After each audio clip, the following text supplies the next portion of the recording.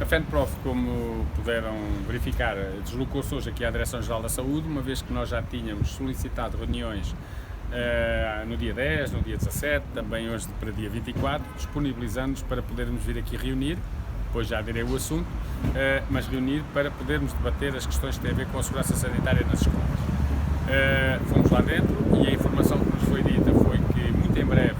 a FENPROF irá ser contactada no sentido desta reunião se realizar, e se realizar agora, uma vez que estamos a falar da abertura do ano letivo em setembro, e portanto tem que ter algum tempo, porque as escolas estão na fase última de preparação para receber os alunos e também os professores, e o que ficou agora aqui previsto, pelo menos com o gabinete da Sra. Diretora-Geral, foi que em princípio para a semana, e os dias que deixámos foi 28, 29 ou 30,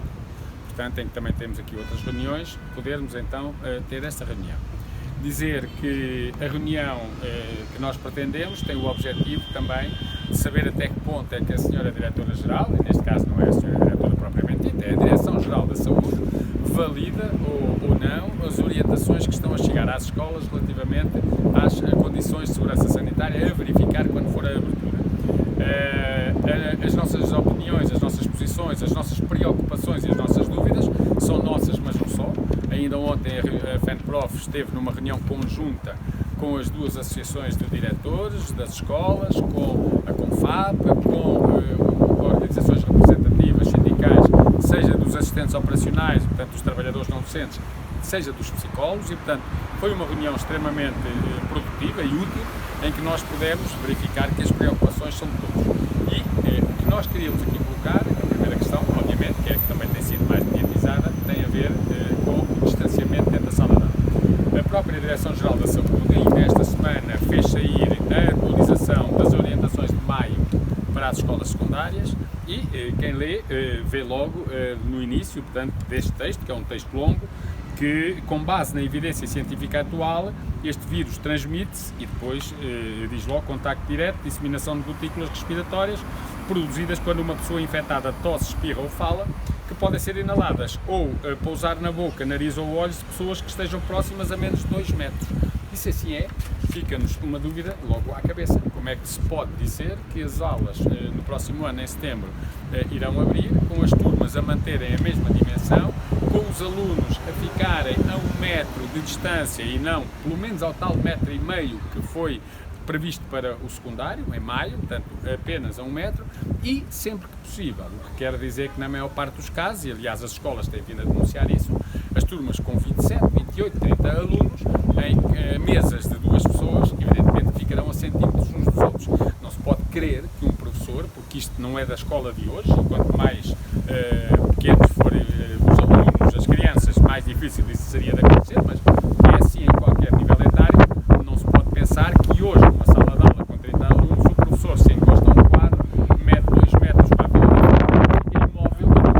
e não está nem conjunto. Isso não acontece em lado nenhum. É evidente que as escolas não são um espaço sujo, não são um espaço infectado, até porque pode ser limpo, mas também é evidente que aqueles que frequentam as escolas, sejam os alunos, os trabalhadores não docentes ou os professores, partilham a sua vida em outros espaços que não são a escola. Não só na deslocação, em transportes, também muitas vezes transportes sobrelotados, mas em casa, com a família que também trabalha, que também se desloca a outros espaços, e portanto a escola sendo um espaço fechado, e nós sabemos hoje que os espaços fechados têm 19 vezes mais possibilidades de contaminação, sendo um espaço que muitas vezes não é devidamente arejado. No inverno ninguém vai poder estar com as janelas abertas, não é? Porque é uma impossibilidade em regiões do país onde são muito frias, mas normalmente em todo o país. Toda a gente sabe que há aqui um conjunto de aspectos que têm que ser garantidos, e nós queremos que sejam garantidos porque nós queremos que o ensino presencial seja uma realidade. Ou seja, o facto de nós estarmos a exigir que sejam criadas condições de segurança sanitária absolutamente imbatíveis é porque nós queremos que as escolas funcionem em ensino presencial, porque todos tivemos a experiência de o que aconteceu no ensino à distância, em que efetivamente dispararam desigualdades, dificuldades mais que muitas, e portanto é fundamental que o ensino seja presencial. E quando o Ministério da Educação facilita em algumas condições, facilita em algumas condições, não está a criar condições para que o ensino seja presencial. Está, ao que parece, faz parecer, aparentemente pelo menos, a pensar que, bom, pode ser que depois a situação epidemiológica será de tal ordem que o que nós vamos ter é que, embora se diga agora que é presencial, quando chegar à altura das aulas não pode ser, fica tudo em casa outra vez. Isso seria terrível. Portanto, nós o que queremos saber aqui são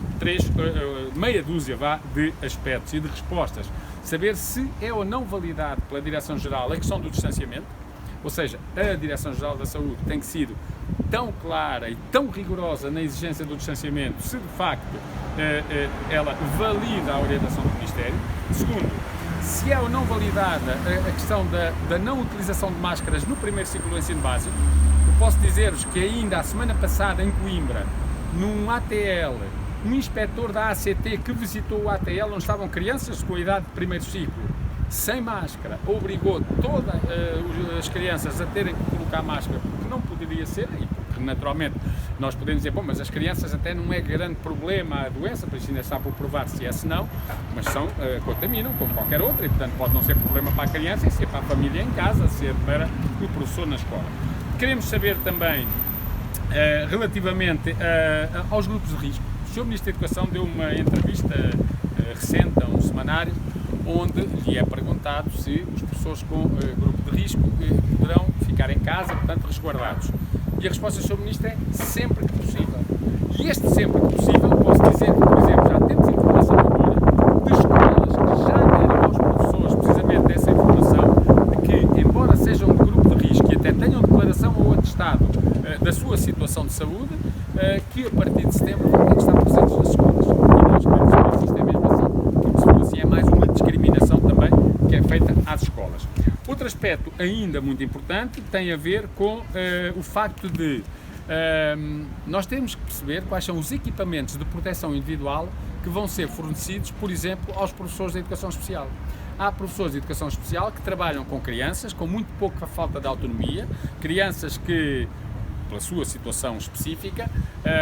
há determinado tipo de controle que não têm e o professor, claro, vai ter que trabalhar com eles. E mais, no caso da intervenção precoce, este trabalho destes nossos colegas é desenvolvido em muitos casos em domicílios. Eles vão à casa das pessoas. Se nós podemos garantir que na escola, a desinfecção é feita porque, enfim, tendo condições ela poderá fazer-se, aqui há mais complicado. As pessoas têm mais preocupação deslocando-se aos domicílios. Como é que vai acontecer, se vai ou não vai haver mais proteção e qual é a proteção. Depois temos também um outro problema que tem a ver com o facto de, embora não seja propriamente um problema que é de resolução da Direção-Geral da Saúde, mas que é uma preocupação, que tem a ver com a questão da higienização dos espaços. As escolas hoje não têm pessoal não docente em quantidade suficiente para garantir uma higienização permanente em cada espaço, em cada intervalo de utilização de salas, de balneários, de instalações sanitárias para fazer a limpeza. E o próprio Ministério da Educação, ainda ontem nos diziam os senhores diretores, os nossos colegas,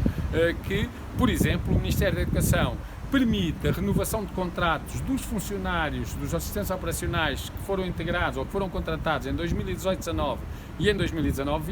mas o ano em que houve uma maior contratação, foi 17-18, não estão autorizados a renovar esses contratos e nós percebemos porquê. Porque seria o 4º ano de contratação seguida e isso obrigaria, com certeza, a tomar uma medida que era a não haver um novo contrato, mas a metê-los nos quadros. E, portanto, não autorizam isso. O que significa que as escolas podem perder centenas de trabalhadores auxiliares, neste caso assistentes operacionais, que eram fundamentais para a higienização. Este era ontem um problema muito colocado pelos nossos colegas do Sindicato da Função Pública e pelos diretores também, pelos nossos colegas, pelos diretores, que diziam que de facto é uma situação dramática se isso acontecer, porque faltarão muitos funcionários de facto ali às escolas. E depois temos ainda o problema dos EPI, ou seja, dos equipamentos e das máscaras, que o Sr. Ministro da Educação já veio garantir na Assembleia da República há dias que serão distribuídas gratuitamente, mas nós estamos a falar de uma população escolar que a partir de setembro, estando presencial e bem, será de cerca de 1,5 milhão de pessoas, e este ano, com cerca apenas de 10% desta população, há escolas que já há algum tempo estão a dizer aos professores que não há máscaras, não há dinheiro para as máscaras. Estou-me a lembrar de Porto Alegre, estou-me a lembrar ali de Viseu, de alguns dos concelhos do Distrito de Viseu e outros que nos chegaram, e em que quem vai à escola é que tem que as levar. E, portanto, aqui não há só o problema de epá, mas a máscara também não é uma coisa cara. Bem, mas já há aqui uma questão de princípio, é uma necessidade que a entidade empregadora deve fornecer, mas não é só isso, é que se a máscara não for fornecida, uma máscara nova e, portanto, se está ainda contaminada, nós não sabemos quantas utilizações ou há quanto tempo é que é uma máscara de quem entra com ela no estabelecimento. E, portanto, essa é também uma questão de higiene, portanto, uma questão de ter cuidado, de segurança sanitária, portanto, que ali está presente. E por último, aquilo que gostaríamos também aqui de ouvir era da Direção-Geral da Saúde, tem a ver com as questões de rastreio, ou seja, nós temos ouvido que o rastreio, a realização de testes em massa são fundamentais, são essenciais, são importantíssimos para se poder detectar situações e assim evitar até que, detectadas depois das escolas abrirem, as escolas venham a fechar. Bom, o que é que nós temos? É que o Ministério da Educação não quer fazer, é curioso, porque foi feito nas creches, onde até foram encontradas, antes das creches abrirem, 54 casos de pessoas infectadas, que depois já não se apresentaram, portanto não houve problema nenhum.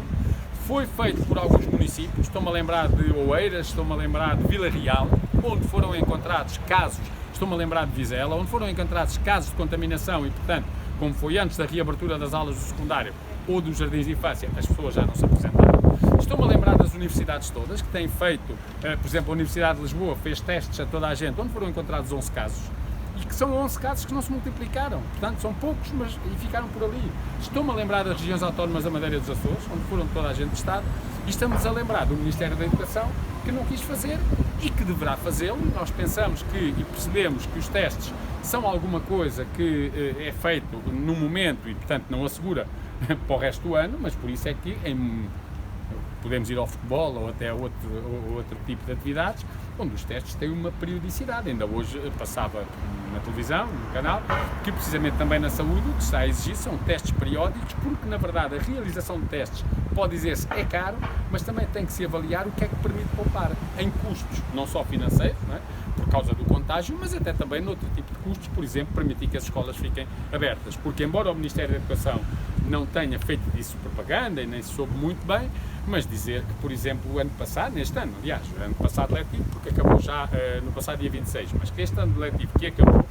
das escolas secundárias e com uma população reduzida que abriram, houve 10 que fecharam. Exemplos aqui no Lumiar, em Canessas, em Sintra, em Faro, em Reguengos, embora aí tivesse a ver com o surto local. Bom, escolas, centro escolar, um centro escolar em Vizela, portanto há vários que o Ministério, claro, isto não tem passado, porque as coisas são ali um bocado abafadas, ao contrário do que o Sr. Ministro disse, há contaminação dentro de escolas, temos casos de contaminação de funcionário a alunos, de funcionários entre si, por exemplo em Faro, temos mais que uma turma com contágios e tivemos antes de terem sido encerradas as escolas, isto ainda em março, pelo menos, e que foram conhecidos 2 óbitos por contaminação dentro do espaço escolar, um em Portimão, outro no norte, na zona do Porto, não sei se exatamente no concelho, mas por aí. Portanto, o que é que nós queremos? Nós queremos um regresso em segurança. Aliás, a FENPROF vai ainda este mês, e uma vez que já reunimos com os pais, os diretores, os funcionários das escolas e os psicólogos, vamos reunir com os grupos parlamentares no próximo dia 29. Já temos reuniões previstas com o Partido Socialista, que nós pedimos a todos, mas que já marcaram. O Partido Socialista, o Partido Comunista Português e, em princípio, o Bloco de Esquerda. Estamos ainda também ali a tentar encontrar uma hora e depois, com certeza, com os outros também. Queremos reunir com a Direção-Geral da Saúde e depois de todas estas reuniões serem realizadas, nós vamos apresentar publicamente um plano para uma abertura segura das aulas no próximo ano letivo. Tentámos que o Ministério da Educação nos ouvisse com estas propostas que nós temos. Ainda entregámos no final de junho aos senhores secretários de Estado um documento com propostas, não foram minimamente tidas em conta pelo Ministério da Educação. Temos estado a pressionar para que se realize de facto uma reunião e sejam atendidas as nossas propostas, não é? Que são construídas com os colegas e com os diretores das dificuldades que estão a ter. Que propostas são essas? Depois vamos apresentá-las depois, mas tem a ver com 2 planos. Tem a ver com, primeiro, e preferencialmente e desejavelmente, as condições de segurança sanitária para o ensino presencial, porque é isso que nós achamos que deve acontecer. Portanto, têm que ser criadas condições nesse sentido, mas também admitindo, porque claro que esta é uma situação que não é controlada, que possa haver uma resposta mista, e o misto pode não ser necessariamente deixar determinados anos de escolaridade em casa e outros em aulas, mas pode ser misto dentro dos próprios anos de escolaridade, entre um tempo em casa e um tempo na escola, podendo subdividir turmas, é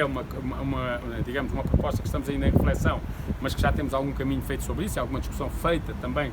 nomeadamente com as direções das escolas em relação a esta matéria. São propostas, portanto, que têm a ver com as questões da segurança sanitária e, como disse, até com uma terceira hipótese, e neste caso já não tem a ver com segurança sanitária, tem a ver sobretudo com aspectos de natureza pedagógica, que é termos novamente uma vaga de tal ordem forte, como aí se fala, que toda a gente tenha que ficar em casa novamente em confinamento. Esperemos que não, mas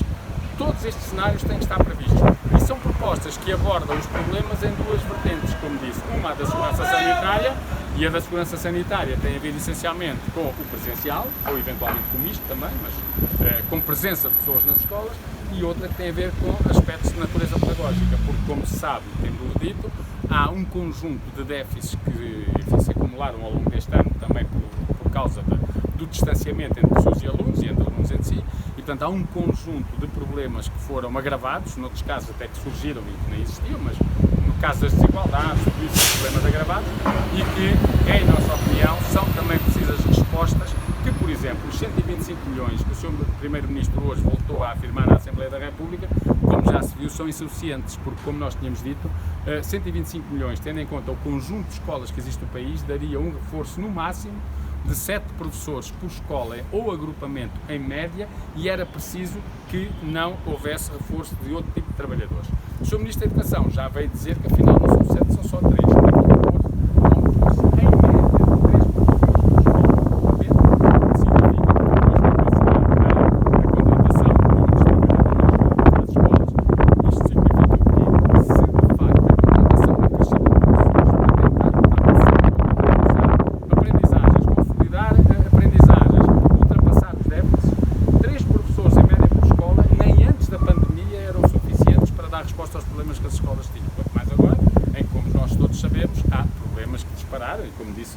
Problema de desigualdades, alunos com necessidades educativas especiais que deixaram de ter apoios, enfim,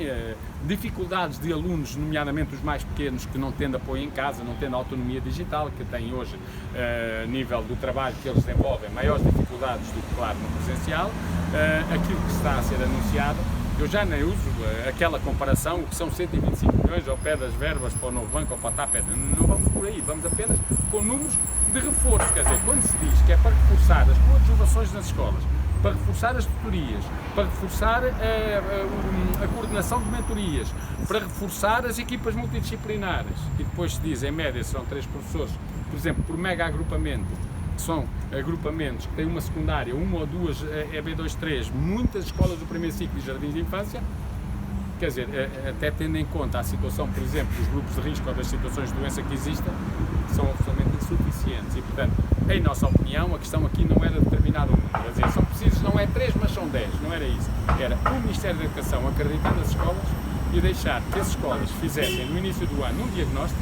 e esse diagnóstico fosse capaz, através dele, de se definir quais eram as necessidades que as escolas tinham e essas necessidades poderem ser satisfeitas para dar a resposta que era preciso. Como ontem nos diziam os nossos colegas diretores das escolas, o que é que acontece com estas orientações do Ministério da Educação? É tão simples como isto. Aquilo que deveria ser a autonomia das escolas a tomar a decisão, o Ministério decidiu ele por si e impôs. Aquilo que o Ministério tinha que assumir que iria fazer, nomeadamente ao nível de recursos. Diz às escolas, decidam vocês no quadro da vossa autonomia, que se depois correr mal, são elas que têm que, aliás, as acusações já começam, não é? O Ministério transfere para cima das escolas decisões que têm a ver com a própria condição de segurança sanitária que a escola vai ter, e agora há muitos pais que já vêm dizer que algumas decisões que começam a ser tomadas pelas escolas é tirar para cima das famílias também a segurança dos próprios filhos e depois da própria família. Portanto, o Ministério da Educação e o Governo, nesta questão das escolas, não estão a assumir as responsabilidades que lhes competem, e aquelas que lhes competem é criar as condições necessárias para que, efetivamente, a partir de setembro, o ensino seja presencial. Há gente que diz que a FENPROF, ao fazer as exigências que faz para o ensino ser presencial, parece estar a mostrar que não querem ser presencial. É o contrário. É que quanto maior forem as facilidades com que se encara o início do próximo ano letivo, mais difícil será conseguirmos que nessa altura os alunos estejam nas escolas. Nas mesas duplas, por exemplo, uma coisa muito específica, não sei se ponderam na vossa proposta. Divisões, falamos de salas pequenas, turmas grandes, mesas duplas, total impossibilidade de pôr os alunos noutros sítios. Nós já tivemos também em várias escolas onde é totalmente impossível o distanciamento recomendado.